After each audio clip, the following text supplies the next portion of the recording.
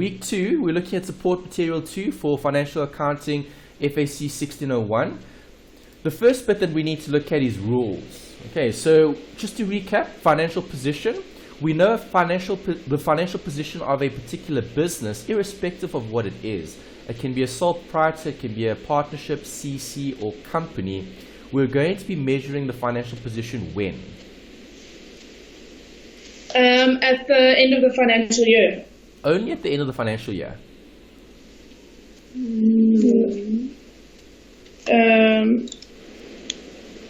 Isn't it over 12 months though? Alright, financial position is where? Over 12 months or at a point in time? At a point in time. Correct. Okay, remember, financial position is looking at all the assets and all the liabilities at a specific point in time. Because do you agree the value of those assets and liabilities are going to change? And if the value of my assets and liabilities are going to change, my owner's equity will be affected. Okay, owner's equity can also be affected on its own, okay, in terms of capital or maybe drawings, either going up or down. So when looking at financial position, it's almost like taking a picture, a snapshot of a specific moment in time. And we're looking at how many assets and liabilities do you have, and the difference between our assets and liabilities will give us the amount of net worth, okay, or capital that's owned by the owners of the business. So if we're looking at a partnership, obviously those owners are going to carry a specific role. Okay, so owners of a partnership would be partners. So partners would be entitled to all of this, the owner's equity, which comprises of the assets and the liabilities. The definitions are key.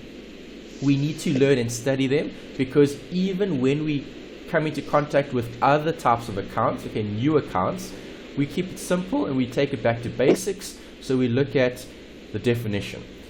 What am I dealing with? Am I dealing with an asset, a liability, an income, an expense, or capital or drawings? So assets you should be familiar with. Keyword here is resource. So if I'm determining whether something is an asset or a liability, I just need to think about that. Is it something that I control? Is it a resource? And if it's a resource, will there be some sort of future economic benefit? So am I going to get something from that particular asset or not? If I am, then it meets the definition, and then we'll apply the rule. Do you remember what the rule is? Assets increase on the debit side and credit is a minus. 100%. Right, so when looking at an asset, you'll always have an increase on the debit and a decrease on the credit. Last week when we did some revision, we spoke about a negative asset. Can you think of 2 examples of a negative asset that you've done before? Depreciation. Okay, depreciation is an expense. Okay. Prepaid income. No. Try again. A negative asset. Depreciation was almost right. You left out a word. What goes in front? Accumulated. Yes. Okay, that's a negative asset. Accumulated depreciation is a negative asset. Okay, so when looking at a negative asset, that'll obviously have a credit balance because it meets the definition of an asset, but it reduces the asset's value. Okay, remember, accumulated depreciation is taken off the cost of that particular asset in order to get the carrying value. Can you think of another negative asset? Allowances for credit losses. Correct. Okay, an allowance for a credit loss. Okay, I'm just abbreviating CR for credit loss. The allowance for the credit loss would have a credit balance because the allowance will be taken off which account in terms of disclosure? Asset. Yeah, which asset? Negative. Which asset will the allowance be taken off? So for example, accumulated depreciation is taken off the vehicle or the land and, not land and buildings, that's not a good example. You don't depreciate those. Well, you could impair, but we're not going to look at that. Okay, so accumulated depreciation, okay, you would take off equipment. You would take that off vehicles. Okay, so you're taking off the cost of that asset to get the carrying value. The allowance gets taken off which accounts? Expenses. No, allowances arise because why? Because you are preparing for people not to pay, for debtors not to pay. Good. Okay, so who's not paying? The debtor. The debtor. So which account are you going to take off the allowance? The asset. Yes, called debtors. Yeah. Alright, because debtors creates the actual allowance. Why? Because a certain amount of those debtors aren't going to pay. Okay, remember we said a debtor is an asset, but that asset could be overstated if a percentage of our debtors aren't going to pay. And that's why we credit the allowance. Remember we said, can we show debtors at 100? Okay, if 5% don't pay. No. Would that be accurate? No, you have to show that 95. Yes, if I minus 5, then I'll have 95. So I should be showing my users 95 as my debtors, okay, or my net debtors, okay, because it's after taking off the allowance. Okay, so something as simple as a negative asset needs to be considered. Why? Because everything in this module is disclosure. You're going to have to draw up statements, you're going to have to record those adjustments and those changes, okay, in terms of the actual presentation and layout and format in a particular question. Okay, so depending on how difficult the question is, you'll either have more or less adjustments, but always think about disclosure. So where do I put the allowance? Where do I put the depreciation? Okay, that the depreciation is an expense. I need to look at where do I put the accumulated depreciation, okay, the negative asset. Yeah. Okay, then we've got a liability definition here. Liabilities are present obligations. So again, if you're looking for a key word to remember, just think about that, obligation. If something is an obligation that will give rise to a future outflow, I know what that is. It's a liability. So the rule would be the opposite of an asset. Okay, so we have a plus on the credit and a minus on the debit, and that's liability. Two other accounts, okay, the elements, income and expenses. The one is an increase in benefits, and the other is a decrease in benefit. Okay, nice and simple. So when looking at income and expenses, what are we measuring? Owner's equity. Almost. It's part of owner's equity. How is it related to owner's equity? For the profit or loss. Correct. Okay, so income will do what to profit? Increase it. Correct. And the expense would do the opposite. It would decrease the profit. So here we're looking at financial performance, which is over the 12 months. So we're going to be looking at start to end, and we're going to be looking at every single income and expense that occurred during the financial year. If I know what the totals are, okay, total income, total expenses, it's then going to give me a good idea of performance. So have we performed well or haven't we? So what are the rules then? Income increases where? On the credit side.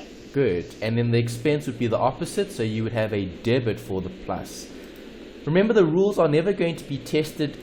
For example, Eunice is not going to say, give me the rule for income or give me the rule for expense. They're not going to do that. They expect you to know the rules, and the application is key. So we need to practice applying the rules. It's one thing knowing the rules, it's another thing applying them. So now we know the rules, we should be very familiar with all of these. We now need to look at, well, how do I apply these rules to a partnership? What am I going to do with these income and expense rules in terms of the pluses and minuses? Okay, then the last two here, we've got capital and drawings. Right, we know this relates to the owner. Capital is money or assets contributed to the business by the owner. So what's the rule for capital? These are nice and easy to remember because the word actually gives you the answer. Yeah, so capital increases on the credit side. Good. And then drawings on the debit side increases on the 100%. debit. Great. Okay, so those are the two different scenarios relating to capital. Right, before this module, how many different types of capital accounts did we have? There's how many capital accounts? Yeah, before this module, how many capital accounts did you talk about? So for example, let me give you this example. Before this, well, we're still looking at different assets. So for example, an asset. How many different assets could we have? non-current and current. Okay, those And are then- two groups. And if you go further, how many assets could you have? Give me some examples of assets. Vehicles, land and buildings. That's two. Are there more? No, there's lots more. Yeah, there's lots. Okay, so with assets, do you agree that one element was broken up into many other accounts? Okay, so if I go back here, I could literally draw a line, okay, from asset, and I could write vehicles, equipment, okay, and I could keep going. The list could be endless almost. Okay, there are so many different types of assets. But if I go to capital, how many capital accounts did you know before this particular module? Lots. No, Only only one. Okay, capital has always ever been capital, right? Yeah. You've never called it anything else, or you've never had any other accounts that fall under that particular element. Okay, because remember there are 6 elements. So if I talk about an asset, that's one element, but I can have many accounts under that element. I can have vehicles, inventory, bank, debtors. Those are all different types of assets. Yeah. Okay, with capital, capital has always ever only been capital. We've never ever had accounts under it where we've actually said, well, capital could actually be classified as maybe 4 or 5 different types of accounts. But remember, in its basic element, in terms of its fundamental rule, it's going to follow the definition of capital. Okay, so if we have the definition of capital, we can then apply it to different situations. Okay, drawings as well. Before this module, drawings was just drawings. There wasn't any consideration for other types of accounts, okay, that could be classified as the drawings element. Right, so do you see what we're doing? We're expanding a lot on which of the two or 3 groups actually. Okay, so group 1, financial position, okay, assets, liabilities. Group 2, financial performance, income, expenses. And then final group, which is looking at owner's equity, okay, capital and drawings relating to the profits of the business. Okay, so we're taking this last group further because we're going to expand on the owner's equity. And that's the biggest challenge. The biggest challenge in this module is just trying to understand owner's equity and what does it actually mean, and the different accounts that fit under capital and drawings. Okay, so capital we know is capital. We've always spoken about it as being capital. It's going to change slightly now because you'll have different types of accounts that represent capital, or different types of accounts that represent drawings. Okay, are we still alright there? Are we happy with the definitions? Yes. Okay. Alright, so we can't do accounts if we don't have 2 sides to every transaction. Okay, so even with disclosure questions, you're not really going to see any of these in terms of having to complete an accounting equation, having to do journals, ledgers, or trial balance. Right, you're not going to be doing that because that's a previous module. Okay, what you're going to be focusing on is the financial statements, but you get the statements from the trial balance. Okay, remember the last step is to draw up a statement that we can use to make a decision. So that statement is going to be prepared taking all the information from the trial balance. That's where we start. We start in most past papers, you'll see they give you a trial balance, and you'll either have to adjust that trial balance or not, depending on the complexity of the question. And we need to always consider this debit and credit. So those workings that we did right at the beginning in terms of 1502, where we spoke about debits and credits, pluses and minuses, that's the key. So even with a subject like this, you need to think about the workings in terms of your rules. Alright, so let's cover a simple example. Debits, credits. Okay, the transaction is the owner gives 1 million rand capital to the business. Yeah. What is the accounts that are being affected? Follow the rules. First identify the elements, then apply the effect, and then get the debit and credits. So what are the elements? Going to be capital and bank. Good. Okay, so now you know you're dealing with capital and bank. Bank is Yeah. what type of asset? Bank is a. Oh, Yeah, sorry, it's I a- gave the answer. Okay, bank is what type of account? Bank is an asset. Okay. All right. Yes. So if I've got bank as an asset, what's happening to it if I'm getting capital? It's increasing, so it's going to increase on the debit side. All right. So do you see how you're approaching it? You're thinking about assets increase, and therefore you get the debit. Happy Yeah. with that? Yes. Okay. The other half. Capital is increasing as well. Correct. Capital is capital. Capital is increasing, and capital will always be credited. Okay, good. Okay, so that's just a simple example of applying the rules. Okay, so important bit, identify what's happening with the transaction. Okay, is it cash? Is it credit? Cash will be more important later when we focus our attention on a cash flow. For now, we just need to worry about this. What is the element? And what is the effect? If I can determine that from the question, I'll have the debit and credit. All I need to know is applying the rule. Okay, so I just need to know where the debits are and where the credits are for the 6 different rules. And if I know what the accounts are, I'm going to be able to identify both sides of the transaction, and I'll then be able to disclose it. Okay, so maybe just a note about disclosure here, because remember, disclosure is always the focus.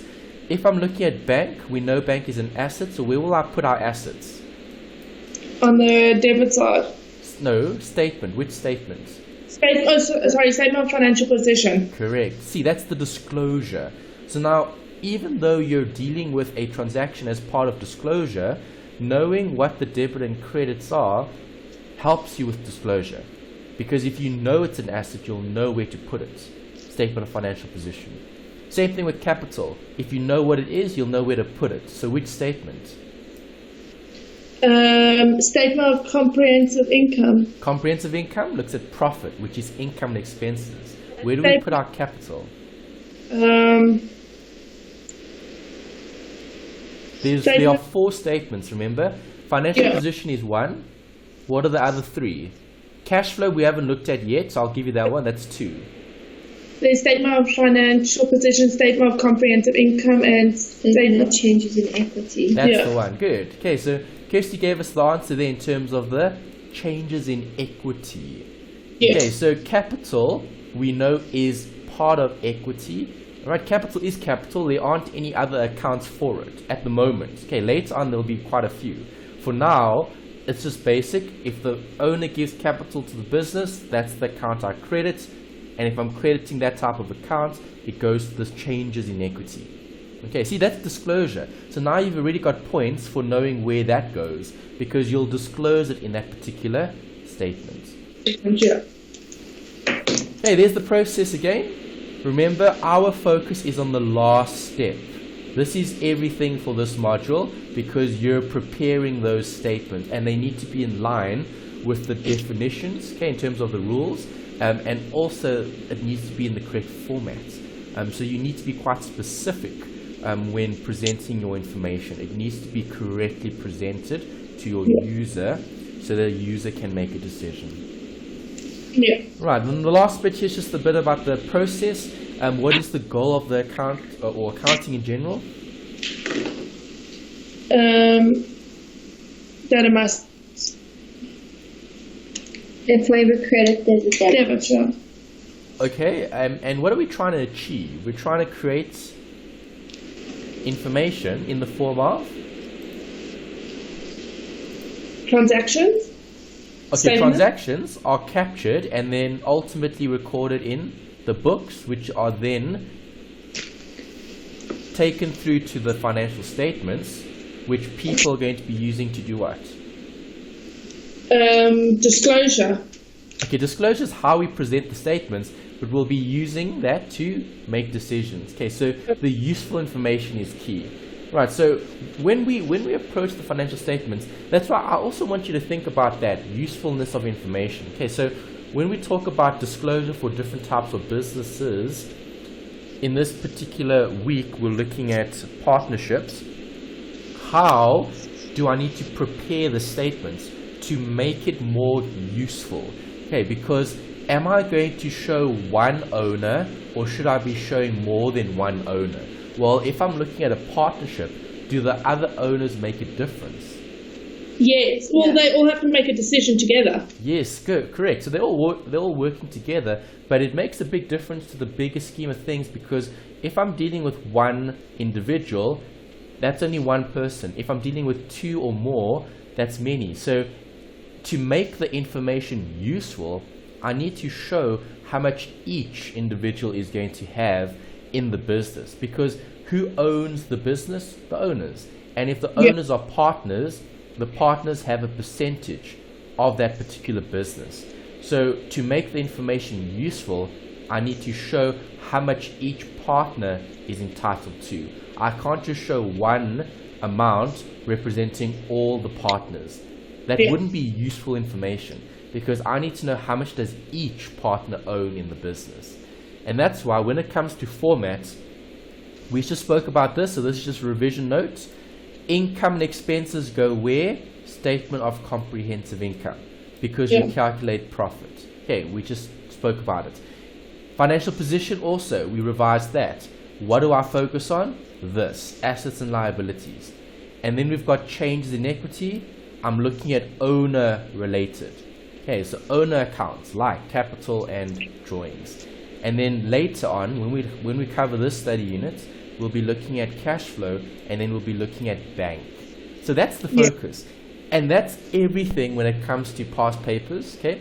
And that's something that you need to practice doing. So when we get to the past papers, I'm always going to ask you right at the beginning in terms of the required. Okay, so you read the required and you see what are they asking you for. If they're asking you for a statement of comprehensive income, well then what am I going to be looking at?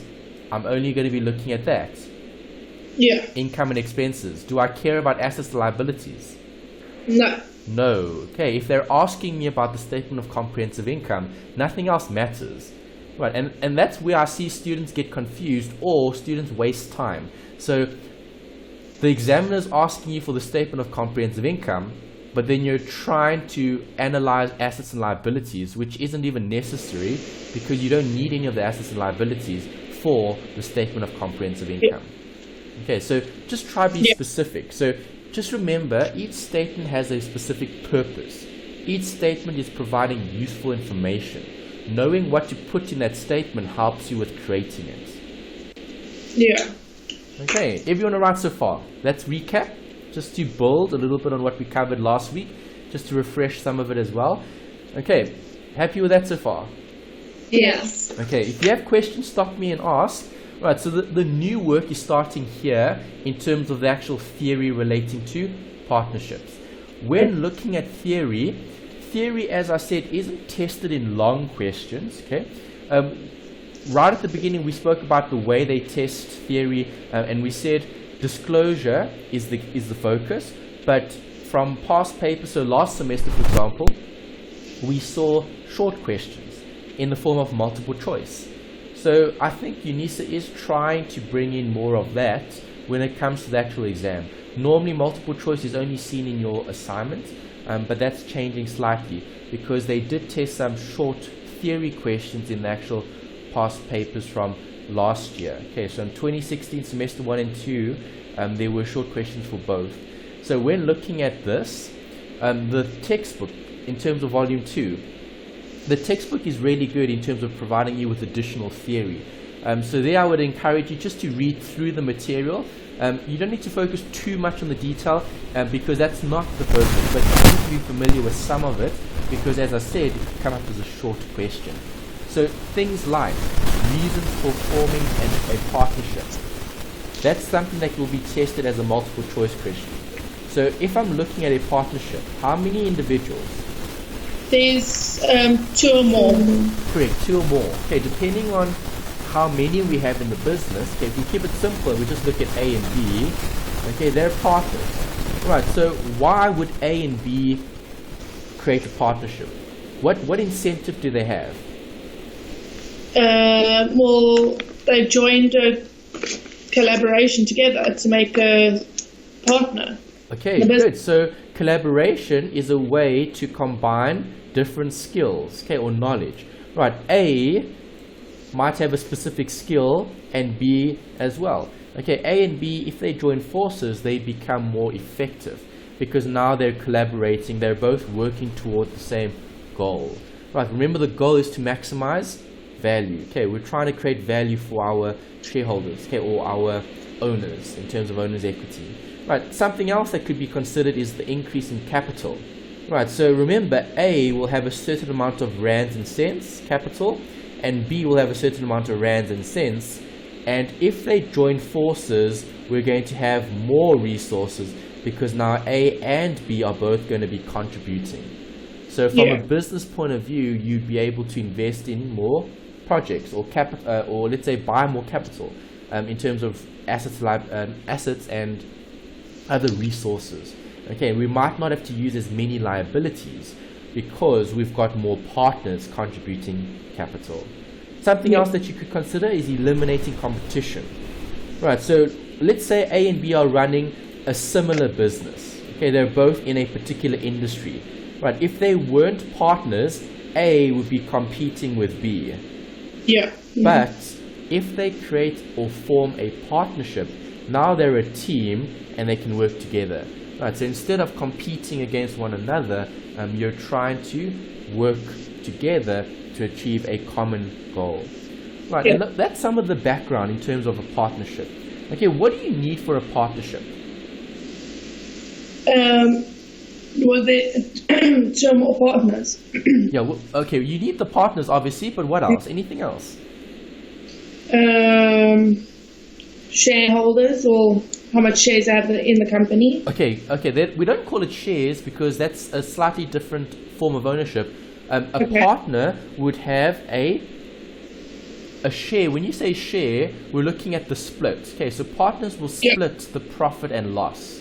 Yeah. Okay, partners will split the assets and liabilities in terms of what they own. Okay, so are we going to have a contract? Yes. Yeah. We have to.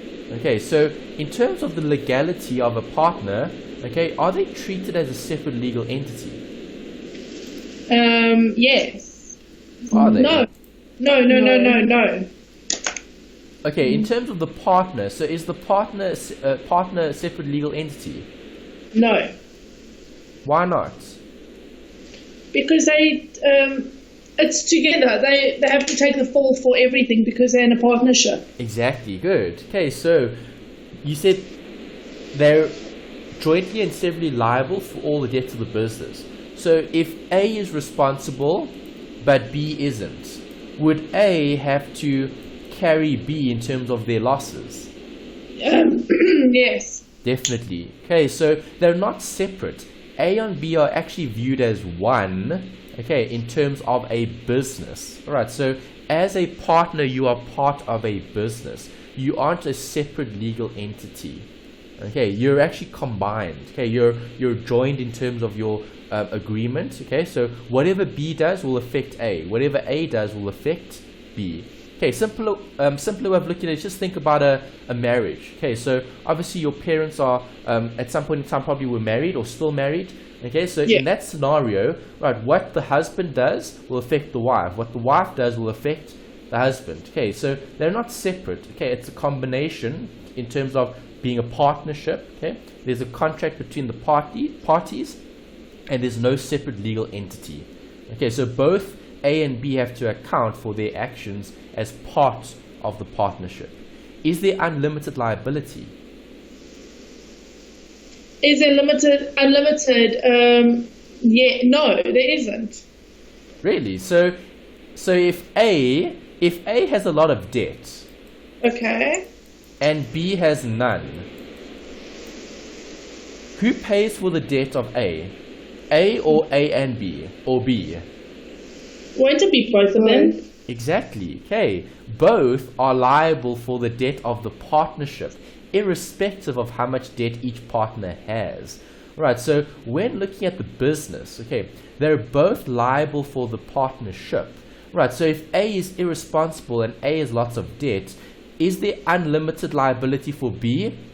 Definitely. Yeah. B is going to have to cover, right, A's debt if they're in a partnership. Right, because both are operating together. Okay, they're a partnership. They're one and the same in terms of the business. Right, Yeah. but let's look at the legality in terms of they're not separate and there is unlimited liability. But in terms of tax, how is SARS going to view each partner? Separately or individual? Or combined? Want to be individual? Yes. Okay, good. So partners are going to have to be taxed separately. Okay, so if you're taxed separately, what must you do?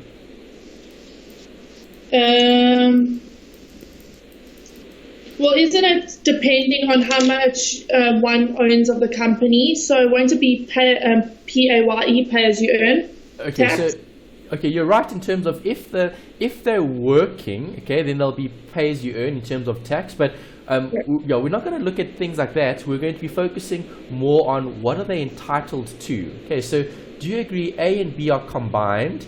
Okay, they're operating in a partnership. Okay, so I'm just going to call it P for partnership. All right, so partnership P, okay, consists of A and B. All right, so in terms of tax, will A have to submit a return? Yes. Yeah. Will B? Yes. Yes. All right, so they're combined in terms of being a specific business, A and B, in terms of a partnership, but they're separate when it comes to SARS in terms of tax. So when looking at the accounting, okay, yes, they're a partnership, but do I still account for each partner separately? Yes, you do. I have to, okay, because each partner has to submit their own return, so each partner needs to account for their interest in the business. Okay, so how much does A own in the business? Does it always have to be 50-50? No. No. No, A could own 60 and B could own 40. That's a possibility. So now I can't account for that as one partnership, because now when they go and they submit their returns, they each need to keep their own personal accounting records from the partnership. So A needs to account for 60%, B needs to account for 40%. And that's what they're going to have to show as income with SARS in order to submit their tax return. Okay, so the point I'm trying to make with that discussion is, remember the partnership is the partners. Okay, you don't have a partnership without the partners. But even though they're combined in terms of running a business, they're still separate from an accounting point of view, because that's what we're going to be looking at when we actually do the books. We're going to keep them separate. Okay, so how are partnerships formed? By two or more people being involved. And what shows that they're involved in a partnership? Contracts. Good. Okay, we call that an agreement. Okay, so the partnership agreement, i.e. the contract, is going to help, inverted commas, like a marriage of parties, where we're going to be taking A and B and we're going to combine them and we're going to make one business that'll operate. But they are still two separate people. Okay, so separate people running the same business. Right, so what must be stipulated? What are we going to put in the contract? Their liabilities. Okay, so you're going to write down what the liabilities are. What else? What about more general? Okay, you're thinking a lot about the accounting, which is great, okay? But let's think more general. What else is going to be part of the contract? Are we going to need the nature of the business being stipulated? Well, they'll have to state who owns what percentage in the company. Okay, great. There we go. There's already one description in terms of something that must be included. So in the actual agreement, in the contract, we need to state who owns how much. Perfect. What else? Their capital contribution. Good. Okay, that's important. So coming into the partnership, who's giving how much? Good. What else?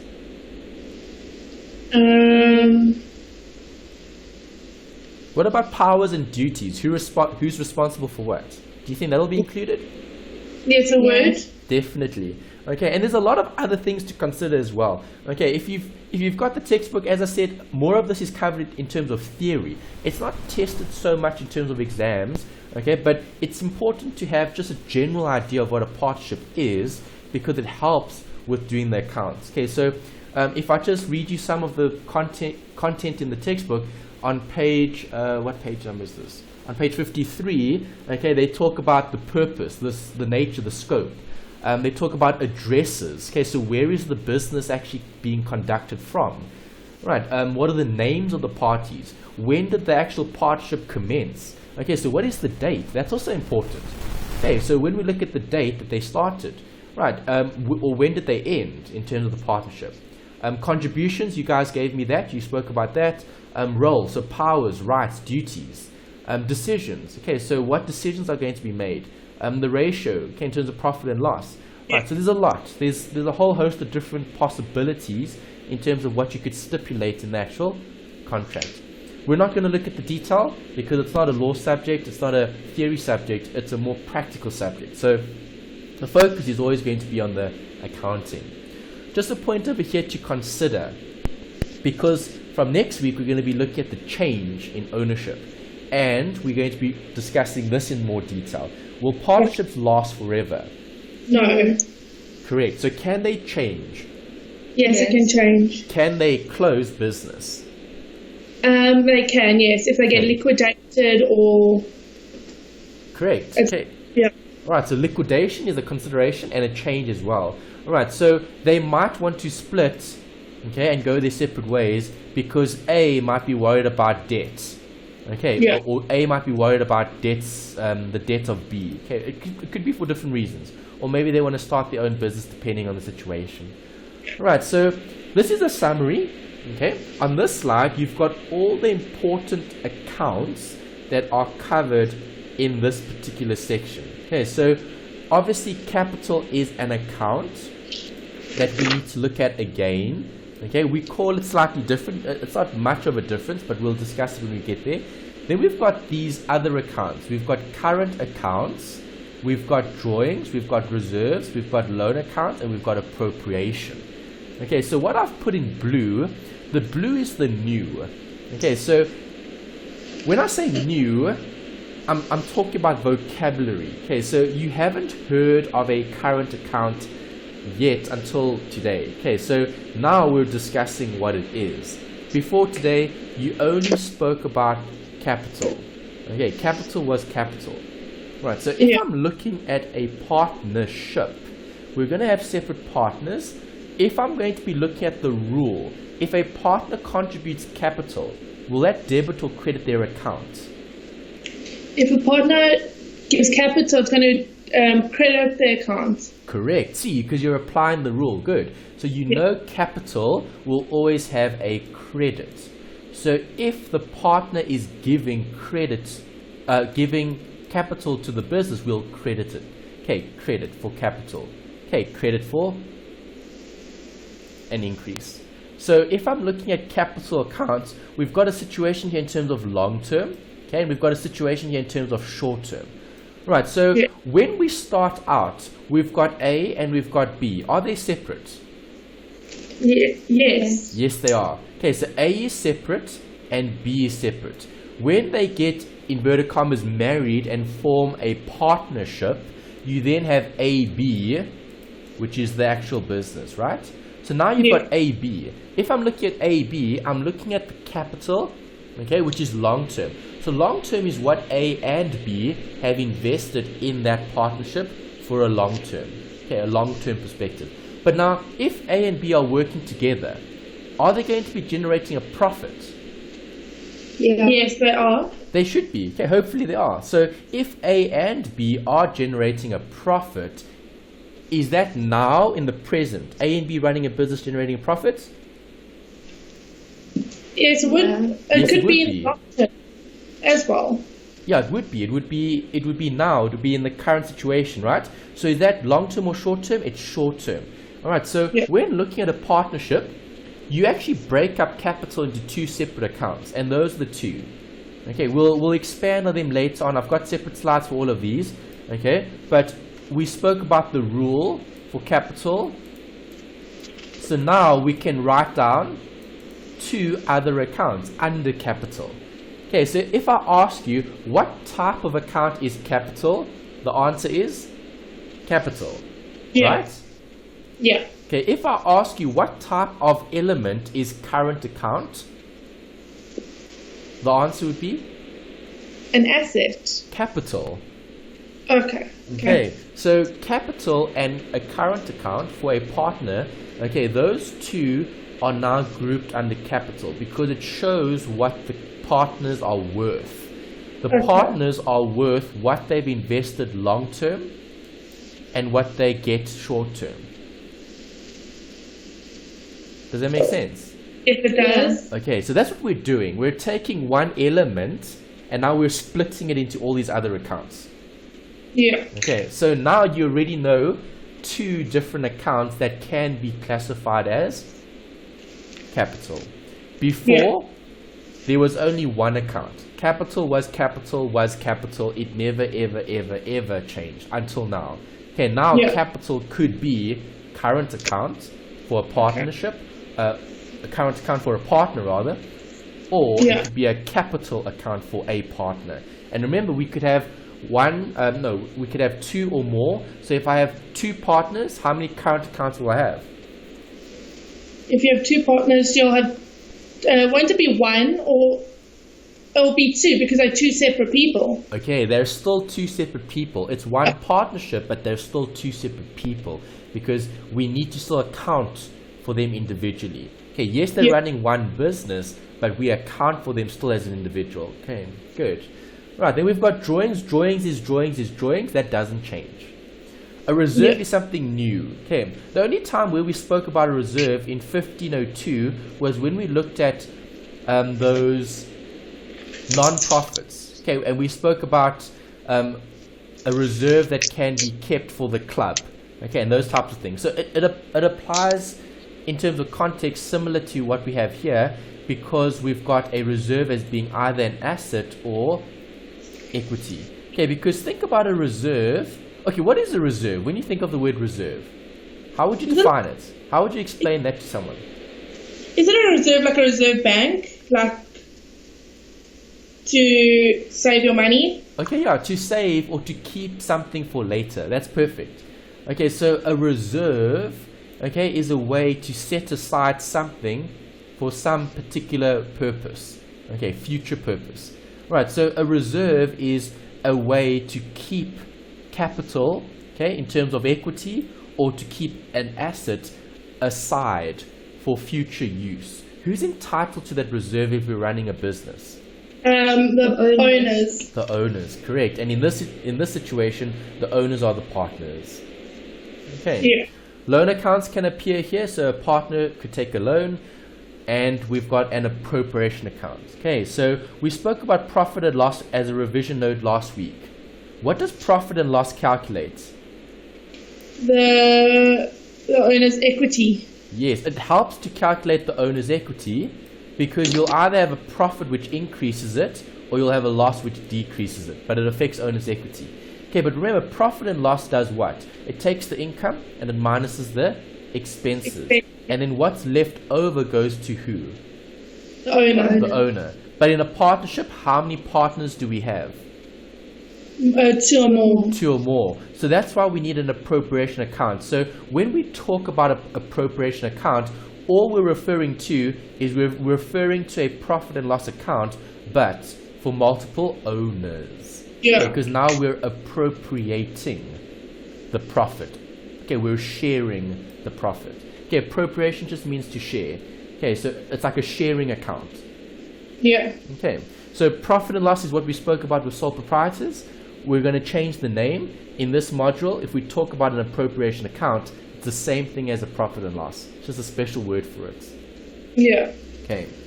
All right, so I'm going to run through the theory. Right, then we'll take a break. And then when we get back, then we're going to look at the example. Okay, I'm going to show you how to go through the workings. Okay, we need to practice because it is very practical.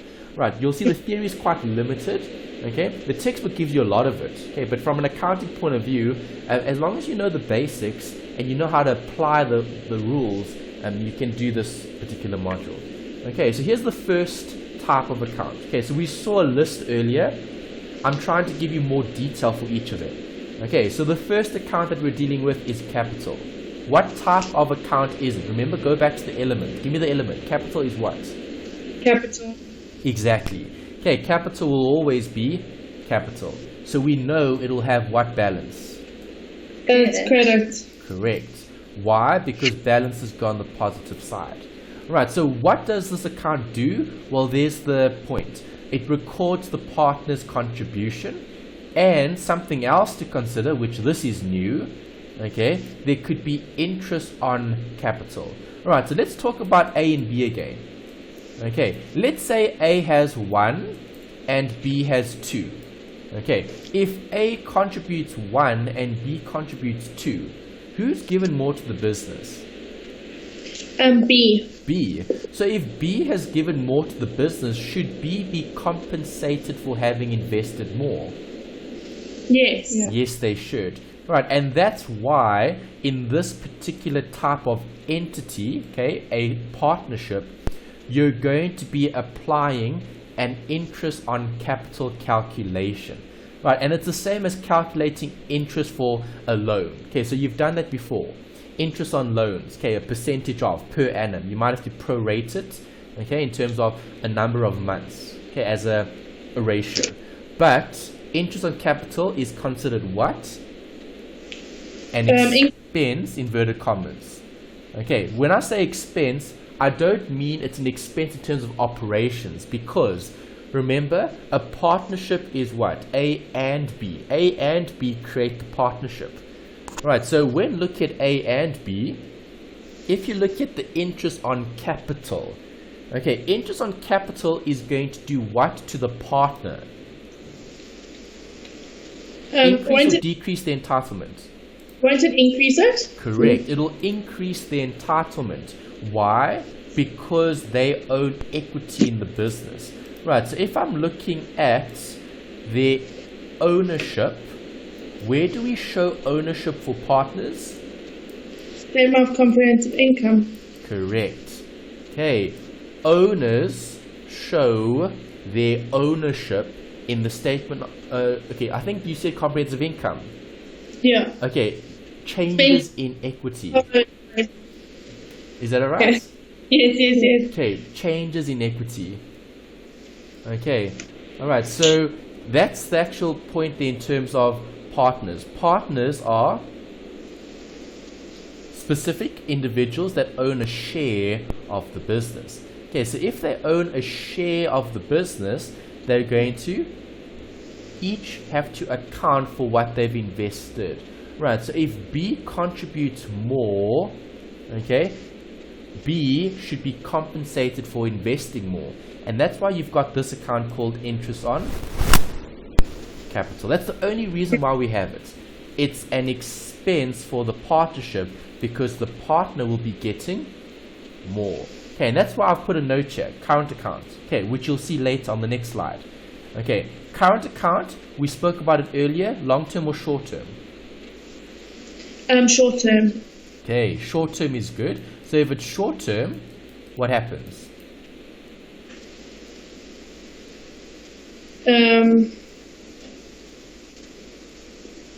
It's what I'm deriving from the business or what I've invested in the business. Which one? What you're getting from the business. It's what I'm getting from the business, exactly. Okay, so this can't be part of the capital. It's part of the current account. Okay, because capital is what they've recorded as a contribution. Okay, there's the big distinction. Capital is what we contribute. Current is what we're actually going to be getting. Okay, a movement in terms of benefit. There's the key word. Movement of benefit. It's seen as like a profit. Okay. Yeah. All right. So if it's a profit, interest on capital will do what to the current account? It will increase it. Increase or decrease? Increase. Increase. And how do I increase the capital account? On the credit side. Exactly. Okay, so it doesn't matter how many partners I have. Okay? If I'm looking at the capital accounts, they'll all have a credit on their capital or current accounts. On the current. It could be either or. Okay, capital or current would have a credit. Okay. Okay, depending on what is happening. Are we contributing capital or are we paying them interest on their capital? Okay. Okay. Yeah. All right. Yeah. Just remember that this is important It's an expense for the partnership. Okay, the partnership must pay the interest on capital. Because remember, who is this going to come from? The partners or the partnership? The partnership. Okay, the partnership, yes. Okay, that's right. Yeah. Okay, good. Okay, then there's the note, current account. So now we know how that relates to capital. So does the current account and the capital account have the same effect? Do they both follow the same rule? Yes. Yes. Capital and current both follow which rule? A statement of changes in equity. Okay, they're both disclosed there. That's correct. And the rule would be debit or credit for this particular account. Which one? Credit. Correct. Okay, a plus. Alright, Okay. so both capital and current. So I can write a heading there capital, or I can write a heading for current. Okay? There'll always be a plus on which side? The credit side. Exactly. Because they're both which type of element? Capital. Exactly, capital. Alright, so what does this account do? Well, there are a few examples. In terms of disclosure, that's where we disclose it. Okay, this will all make sense later when we look at an example. For now, it's just theory. Okay, when looking at recording transactions that affect the partner's interests, it goes where? In the current account. Right, because that's their short-term benefit or worth. It's what they actually have. Okay. Yeah. Alright, other things that we need to consider: a share of profit or loss. Right, interest on capital, remember that's an entitlement. If they get interest on capital, would that increase or decrease their account? Increase. So if I increase their account, where do I put a plus? On the credit side. Exactly. See, that's how we get the credit. So you can either learn it or you can just remember the rule and then apply it to the situation. Okay. Yeah. Right, interest on current account. Also, check the balance. Okay, so this is interest on current account, not interest on capital. Okay, so do partners always have a credit balance on their current account? Yes. Well, if they do, they'll be a good partner. If they don't, they'll be a Bad partner. bad partner. Okay, so remember, we spoke about debts. If one partner has a lot of debt, that means they owe the business, right? Yes. So if they owe the business, are they going to have a current account, not a current account, yeah, well, are they going to have a credit on their current account? No. No, they won't. Okay, because now they're owing the partnership. Right, interest on drawings, okay, also different, but you know what drawings is, right? Yeah. Okay, drawings is taking from the business. Okay, so if A takes too much from the business, should A pay back more? Yes. Definitely. Okay, so it's almost like debt, where A is owing the business. And what do we call that account? We call that drawings. Alright, so is there going to be interest applicable on drawings? There could be. Right, so if A takes too much from the business, will A have to pay the business back more? Yes. Definitely. Right, so if they're going to be paying back more to the business, they're going to have to increase or decrease their drawings account. They're going to increase their drawings account. Correct. They'll increase the drawings account, which leads to a decrease in owner's equity. Okay, because you have a good idea of the basics. You know capital increases owner's equity if it increases. You know if drawings increases, owner's equity will decrease. It's the opposite. Yeah. Okay, from that equation that we saw last week. Okay. Right, and the last bit is just salaries and bonuses and anything else. Why do we put a salary for a partnership in their current account? It's because they're entitled to it. It's what they're actually interested in terms of what they own. Okay, they own a certain amount in terms of their salary. Happy? Yes. Yes. Alright. Okay, then we've just got drawings here. Is drawings any different to drawings before? No. No. Okay, this is a nice, simple, easy one. Drawings is drawings. It doesn't change. It's still the same thing as it was before. Okay, any withdrawals by the partners recorded in the business. and it must be for private use. Okay, so that's the key. So A and B can draw from the business.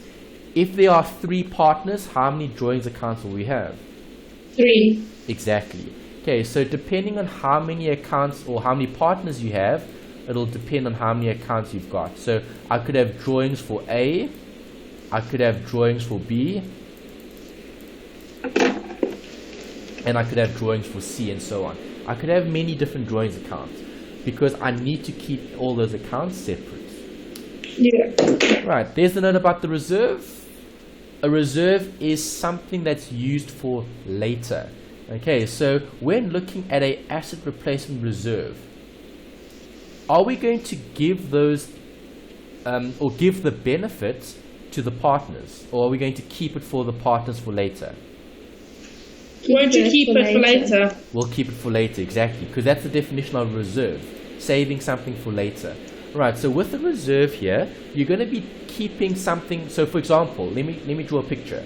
Okay, we've got A and B, okay, running a partnership. The partnership makes a profit, okay, of 100. Right, Yeah. that's the partnership's profit. Right, they're going to be sharing profit 50-50. Okay, Yeah. so how much would each partner get?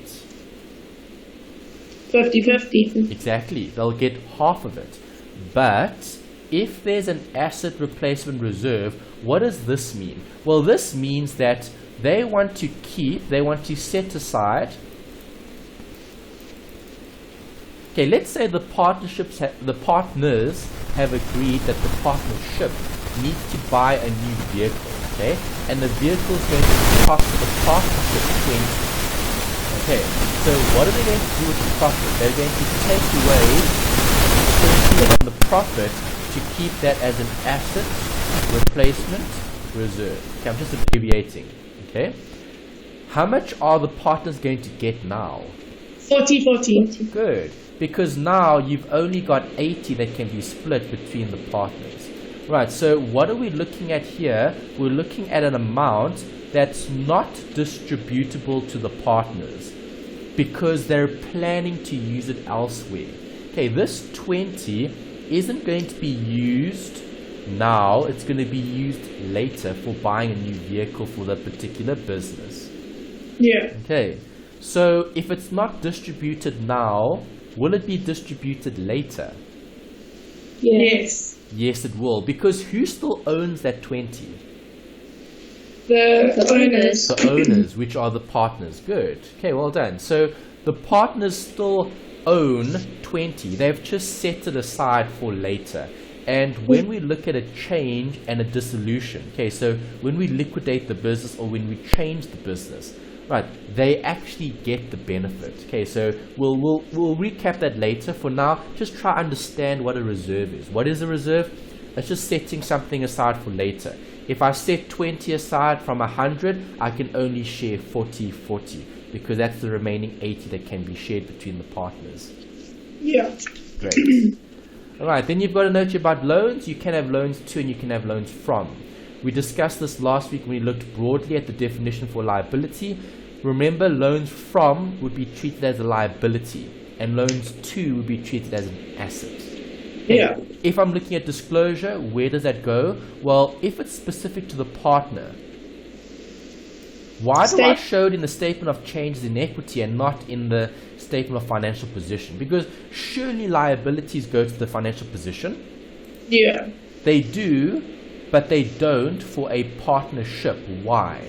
Because who is the loan with? The owners. Exactly. The loan is with the partners. So if the loans are with the partners, where do we show partner-specific accounts? They might have changes in equity. Exactly, in the ownership account. Okay, so owners show what happens with them in their changes in equity account. Or not account, statement. Okay, statement of changes in equity. Right, so just remember that. It's the only instance where you're not going to record liabilities and assets in a statement of financial position because they're specific to who? The owners. And if it's specific to the owner, where do owners go? In the changes in equity. Okay, that's the key. always remember change in equity relates to the owner. That's the most important thing that you need to take away. Not only for this module, not only for the study units, okay, but for all the study units. Even with CCs and companies, just think about associates being the owner's account. So everything that relates to the owner will go to the statement of changes in equity. Right, so nice and simple, nothing too complicated there. And then the last bit here is just an appropriation. What did we say the appropriation account is similar to? Profit or loss. Exactly. And what does profit and loss do? Calculates what? It calculates the owner's equity. Yes, it calculates the entitlement. Good. Okay, so when looking at a partnership, we need to split it. Okay, so in a profit and loss account, which we'll call appropriation, okay, you'll have what? Income or expenses on the debit? Income on the credit side. Income on the credit. Good, because remember, income follows the rule. Income will always have a credit balance, so even in appropriation or even in profit and loss, we'll have a credit. Where do expenses go? On the debit side. Exactly. Right, and then the difference between income and expense will give them an amount that they could share. Okay, and that will either have a debit or a credit on their current account. Why do I close it off to a current account? We spoke about it earlier. What does the current account do? It's a short-term account for the capital. Perfect. Okay, short-term is the key word. Why? Because we're looking at what are they deriving from the actual partnership. Right, and that needs to be recorded in their current account. Okay, because it's profit and loss. And we know profit and loss from our basics comes from operations, right? Yeah. Okay, great. Okay, and then there could be a profit sharing ratio. We'll talk more about that next week when we look at change in ownership. We'll do some workings around the actual ratio and how the ratio can change. Just a note over here in terms of the T account. Okay, I've put that here. We know income minus expenses gives me profit. Okay, if I'm going to be sharing a profit, why do I credit the current account? Because capital is credited on the credit side. Perfect. See, you know what it is. That's the key. Step number one is to identify what type of account. Capital. What's happening to the account if you're generating a profit? Increasing. It's increasing. And if it increases, I need to look at the rule. Capital increases on the credit. And that's how I get the credit. Okay, so if I'm crediting that account, what account will be debited? The bank. No. It's on screen. The current account. No. Credit current account, debit. Appropriation. Appropriation.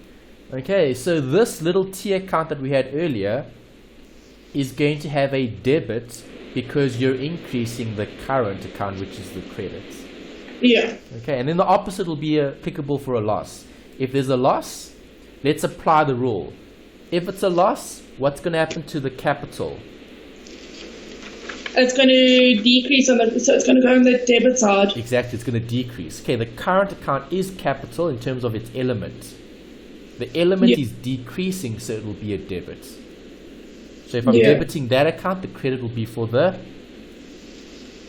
appropriation. Appropriation, exactly, because we're sharing the profit or loss. Okay. All right, and then I've just got a note here in terms of theory. Don't worry too much about this. The textbook is quite specific, okay, in terms of how we should treat this. Okay, I've only seen this come up in terms of salaries, right, and then one or two instances with a bonus. Okay, but the bonus isn't so important. Okay, it doesn't matter what it is. It could be a salary or a bonus. It's irrelevant. Okay, if it's a salary or a bonus, do partners get a salary? Yes. Yeah. Really? Well, it depends. Okay. All right. So, as a sole proprietor, does a sole proprietor earn a salary? Yes. Really? Yes. Wouldn't they? No. What is the sole proprietor's salary? The profits. Or loss? Exactly. Okay. So, same thing for a partnership. Does a partner earn a salary? No. No. Okay, what do they get as a inverted commas salary? It's the drawings. Okay, so remember the A and B. If A and B own a business, okay, that business is theirs. If they want a inverted commas salary, what do? They draw from the company. Exactly, they draw. All right, you can't pay yourself a salary. That's impossible. Yeah. Okay, you can view it as being like a salary, but remember, a salary relates to an employee and employer relationship. Do we have an employee-employer relationship here? No. No. Okay, A doesn't work for B. B doesn't work for A. A and B are working together and they're generating profit. The profit is what they're entitled to. Make sense? Yeah. No, Okay. it does. So when looking at salaries and wages, or salaries and entitlement in terms of their salary and bonuses, okay, here are the two accounts that you can use. You can either use drawings or you can use current account. Both are acceptable, okay, because the net effect is still a debit against the drawings account, which reduces owner's equity. Okay, remember, if I debit the current account, what do I do to owner's equity? If you debit the current account, you're going to credit owner's equity. No. Think about this. Okay? Current account is what type of account? It's a capital So where's the plus? on the credit side. Good. And where's the minus? Obviously on the other side. So Yeah. now, if I'm debiting that account, what am I doing to the account? You're decreasing it. I'm decreasing the current account. So what am I doing to owner's equity? I'm decreasing owner's equity because Yeah. current account is capital.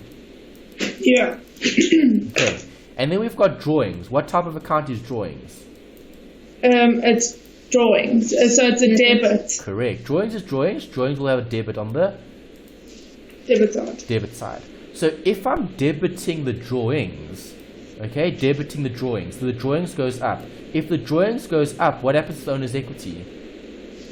It's going to increase. It's going to decrease. With more drawings, Yeah, sorry. And then there's going to be less. Yeah, it's a decrease. yeah, more drawings, less owner's equity. So do you have? Yeah. Do you see? It doesn't matter which account I use. I can either debit the current account.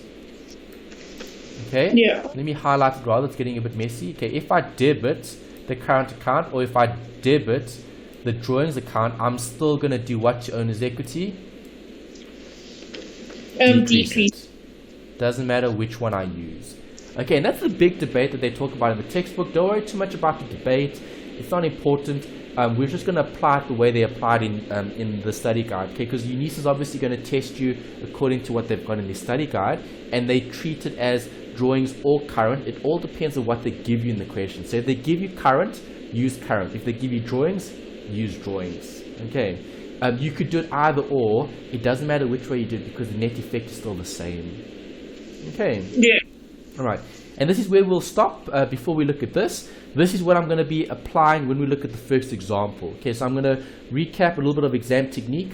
Most of you are familiar with this. Okay, you've taken 1502 with me previously, so you have a good idea of how to approach questions.